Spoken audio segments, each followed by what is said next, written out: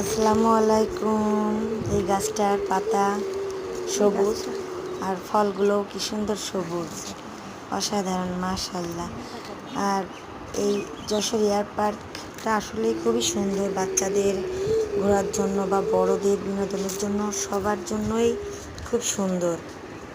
আর এই যে প্লেনগুলো দেখছেন, এটা হলো যুদ্ধ প্লেন। হ্যাঁ, এটা কত সালে এই প্লেনটা যুদ্ধ করতে গিয়ে নষ্ট হয়ে গেছে, সমস্ত কিছু ধরেন লেখা আছে।